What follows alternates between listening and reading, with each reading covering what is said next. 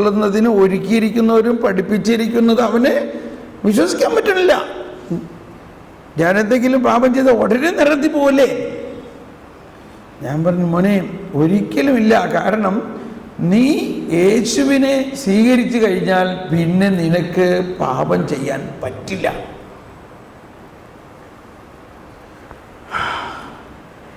കാരണം ഈശോ നിന്റെ പാപത്തിന് പരിഹാരം ചെയ്യുകയും, അതെല്ലാം ഞാൻ പറഞ്ഞിട്ട് പിന്നെ പറഞ്ഞു, പിന്നെ നമ്മൾ ബലഹീനരാണ്, അതുകൊണ്ട് നമ്മൾ ചിലപ്പോൾ എന്തെങ്കിലും തെറ്റ് ചെയ്യാൻ സാധ്യതയുണ്ട്. അപ്പോൾ നമ്മൾ അതിനെ പശ്ചാത്തപിച്ച് നമ്മൾ കുമ്പസാരിക്കണം.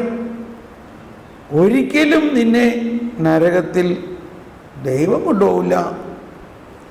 നിന്റെ മാമോദീസായിലൂടെ ജീവന്റെ അടയാളത്താൽ മുദ്രകുത്തപ്പെട്ടവർ ഇല്ലേ? എന്നടയാളത്താൽ മുദ്രകുത്തപ്പെട്ടവർ ജീവന്റെ അടയാളത്താൽ. അപ്പൊ നമ്മളെ യേശുക്രിസ്തു തൻ്റെ മുദ്ര കുത്തിയിരിക്കുന്നത്. ഇസ്രായേൽ ജനം ഈജിപ്തിൽ നിന്നും പോകുന്ന സമയത്ത് ആരാ? അവർ സ്വയം പോവുകയായിരുന്നു? അത് ദൈവം അവരെ സ്വതന്ത്രമാക്കിയപ്പോൾ കർത്താവ് അവരോട് പറഞ്ഞു, ഇന്ന് നിങ്ങളുടെ കടന്നുപോകലാണ്. ഇന്ന് നിങ്ങൾ 400 സംവത്സരത്തിന്റെ അടിമത്വത്തിൽ നിന്ന് ഒറ്റ രാത്രി കൊണ്ട് നിങ്ങൾ കടന്നു പോകുമ്പോൾ ഇസ്രായേൽ ഭവനമെല്ലാവരും കുഞ്ഞാടിനെ ബലിയർപ്പിച്ചുകൊണ്ട് കുഞ്ഞാടിന്റെ രക്തം നിങ്ങളുടെ കട്ടളപ്പടികളിൽ പൂശണം. കുഞ്ഞാടിന്റെ രക്തത്താൽ മുദ്രകുത്തപ്പെട്ട കട്ടളപ്പടികളിൽ സംഹാരദൂതൻ പ്രവേശിക്കുകയില്ല. Praise the Lord.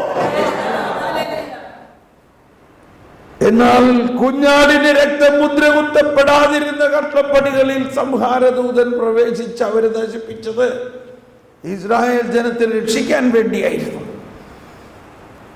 ആ കുഞ്ഞാടിന്റെ രക്തം, അതിന്റെ ഏറ്റവും പരമോന്നതമായ യേശുക്രിസ്തു, ദൈവം തന്നെയായ യേശു മനുഷ്യനായി അവതരിച്ചുകൊണ്ടൊരു കുഞ്ഞാടായി മാറിക്കൊണ്ട് തൻ്റെ ജീവരക്തം ഒഴുക്കുകയും ആ രക്തത്താൽ മാമോദീസായിലൂടെ മുദ്രകുത്തപ്പെട്ട നമ്മുടെ ആത്മാവിൽ ഇനി ഏത് സംഹാരദൂതൻ പ്രവേശിക്കും?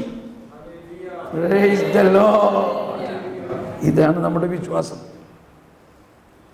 അതുകൊണ്ട് കത്തോലിക് മതബോധന ഗ്രന്ഥത്തിൽ 1272 ഖണ്ഡികയിൽ പറയുകയാണ്, 1272 ഖണ്ഡികയിൽ പറയുന്നത്, മാമോദീസ സ്വീകരിച്ചവർ യേശുക്രിസ്തുവിനോട് ഒന്നായിരിക്കുന്നു.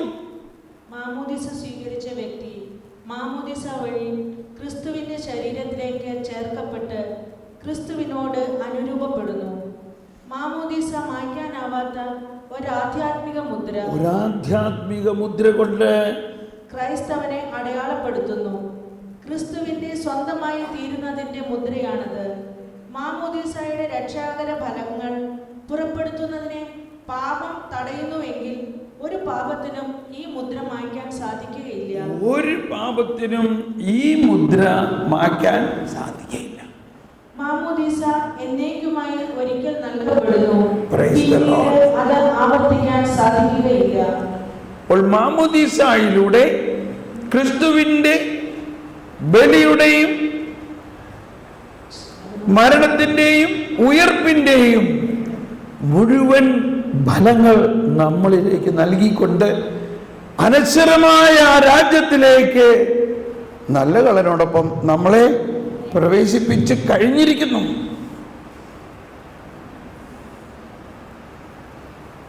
ഇത് വിശ്വസിക്കണം. നവീകരണം എന്ന് പറയുന്നത് ഈ മാമോദീസായിൽ എന്തെല്ലാം സംഭവിച്ചു എന്നതും ആ കൗദാശിക അവസ്ഥയിൽ ഉണ്ടായ കൃപാവരത്തിന്റെ നവീകരണമാണ് വാസ്തവത്തിൽ കരിസ്മാറ്റിക് നവീകരണം. ഓക്കെ, അപ്പൊ അങ്ങനെയുള്ള ആ നവീകരണത്തിന്റെ ആ വിശ്വാസത്തിലുള്ള നമ്മുടെ നിറവിൽ മകുടമണിയുന്നത് ഉയർപ്പിൻ ഉത്ഥാനത്തിൽ, പ്രത്യേകിച്ച് നമ്മുടെ ശരീരത്തിന്റെ ഉയർപ്പിലുള്ള വിശ്വാസത്തിലാണ്. അതോടൊപ്പം അന്ത്യദിനം, അന്ത്യവിധി, പുതിയ ആകാശവും പുതിയ ഭൂമിയും, അതിലുള്ള വിശ്വാസം. ശരീരത്തിന്റെ ഉയർപ്പിലും നിത്യമായ ജീവിതത്തിലും ഞാൻ വിശ്വസിക്കുന്നു. അപ്പോൾ നമ്മൾ ഞാൻ ഒരു ട്രാക്കിലേക്ക് പോകാം. ഇപ്പോൾ ഒരു ക്ലിയർ ഐഡിയ കിട്ടിയിട്ടുണ്ട്. അപ്പോൾ അവിടെ നമുക്ക് 8 കാര്യങ്ങളാണ് പഠിക്കാനുള്ളത്. ഒന്ന്, ഉയർപ്പ് എന്നാൽ എന്താണ്? ശരീരം എങ്ങനെ ഉയർക്കും? നമ്മൾ അന്ത്യവിധിയിൽ ഉയർക്കും. 2, മരണം എന്നാൽ എന്താണ്? 3, തനത് വിധി എന്നാൽ എന്താണ്? 4, സ്വർഗം എന്താണ്? 5, ശുദ്ധീകരണ സ്ഥലം എന്നാൽ എന്താണ്? 6, മരണമെന്ന നരകം എന്താണ്? ഇപ്പം എത്രയായി? 6 നരകം. 7, അന്ത്യവിധി. 8, പുതിയ ആകാശവും പുതിയ ഭൂമി. ഇങ്ങനെ 8 കാര്യങ്ങളെക്കുറിച്ച് നമുക്ക് സംശയാതീതമായ ബോധ്യമുണ്ടാകുകയും അതിൽ വിശ്വാസമുണ്ടാകുകയും ചെയ്യണം. യേശുക്രിസ്തു ജനിച്ചു, മരിച്ചു, നമുക്ക് യാതൊരു സംശയമില്ല, ഉയർത്തു. കാരണം ഇതെല്ലാം സംഭവിച്ച് കഴിഞ്ഞ കാര്യങ്ങളാണ്. എന്നാൽ നമ്മുടെ ശരീരത്തിൻ്റെ ഉയർപ്പും വരാനിരിക്കുന്ന അന്ത്യവിധിയും വരാനിരിക്കുന്ന പുതിയ ആകാശവും പുതിയ ഭൂമിയും ഇതുവരെ സംഭവിച്ച് കഴിഞ്ഞിട്ടില്ല. അങ്ങനെ സംഭവിക്കാനുള്ളതിലുള്ള വിശ്വാസമാണ് യഥാർത്ഥ വിശ്വാസം. വിശ്വാസം എന്നത് കാണപ്പെടാത്തവ ഉണ്ട് എന്നതിലാണ്. ഒരാൾ പറഞ്ഞു, ഞാൻ ഈ ശുദ്ധീകരണ സ്ഥലത്തിൻ്റെ ക്ലാസ്സൊക്കെ എടുത്തു കഴിഞ്ഞാൽ പറഞ്ഞു, സമാധാനമായി. ഞാൻ ഇത്രയും നാൾ വിചാരിച്ചിരുന്നത് ഈ ശുദ്ധീകരണ സ്ഥലം ഒരു ടെസ്റ്റിംഗ് പോയിന്റാണ്. അവിടെ പാസ്സായാൽ സ്വർഗത്തിലേക്ക് പോകും, ഫെയിലായാൽ നരകത്തിലേക്ക് പോകും. ഇങ്ങനെ വിചാരിച്ചിരുന്നത്. അപ്പോൾ ഒരു കത്തോലിക്കനായി 10-40 വയസ്സായ ഒരാൾ ഇങ്ങനെ വിചാരിക്കുകയാണെങ്കിൽ എവിടെയാ ആ വിശ്വാസത്തിൻ്റെ അടിസ്ഥാനം? അപ്പോൾ നമ്മളിപ്പോൾ ഇനി അടുത്ത ക്ലാസ്സിൽ ഇതാണ് കൃത്യമായിട്ട് പഠിക്കാൻ പോകും. എല്ലാവരും ശ്രദ്ധയോടെ തീഷ്ണതയോടെ ഇതിൽ പങ്കെടുക്കണം. എനിക്ക് തോന്നുന്നത് അത് കഴിഞ്ഞ് കഴിയുമ്പോൾ നമുക്ക് വലിയ ഒരു ജ്വലനമുണ്ടാകും. അതിനുശേഷം മറ്റുള്ള കാര്യങ്ങൾ എന്താ പറഞ്ഞത്? കർത്താവ് ആദ്യം നിങ്ങൾ അവിടുത്തെ രാജ്യം, ഏത് അവസാനം ത്തെക്കുറിച്ച് പഠിക്കണം. പിന്നെ ദൈവത്തിൻ്റെ നീതി. അപ്പോൾ ബാക്കിയുള്ളതൊക്കെ എളുപ്പം മനസ്സിലാവും. Praise the Lord. നമുക്കൊന്ന് ദാഹത്തോടെ, ദൈവമേ, ഞങ്ങളിൽ ദൈവരാജ്യം സംസ്ഥാപിതമായിരിക്കുന്നുവെങ്കിലും ഞങ്ങളത് അനുഭവിക്കാൻ പറ്റുന്നില്ല. എന്താണ് അനുഭവിക്കാൻ പറ്റാത്തത്? ദൈവമേ, അതിൻ്റെ പൂർണ്ണമായ വെളിപ്പെടുത്തലുകൾ ഞങ്ങൾക്ക് നൽകണേ. യേശുവേ സ്തോത്രം, യേശുവേ നന്ദി. Hallelujah, hallelujah, hallelujah, hallelujah.